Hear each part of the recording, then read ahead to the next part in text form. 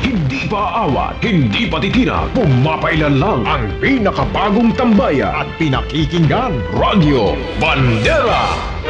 Ito ang bagong radyo ng sambayanang Pilipino. Radyo Bandera. Tahanan ng mga balitang totoo, musikang bago at may serbisyo publikong taos sa puso. Radyo Bandera. Iwawagayway ang bandera ng malayang pamamahayag.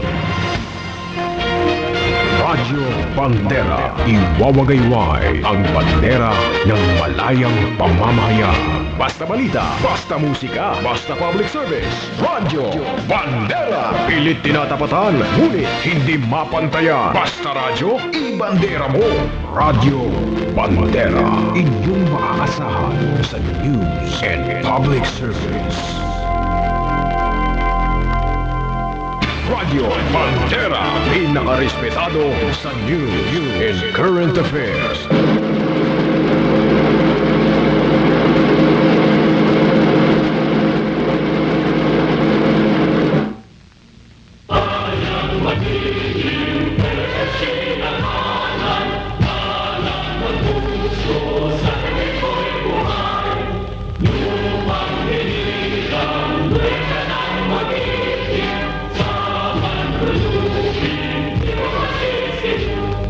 Thank you.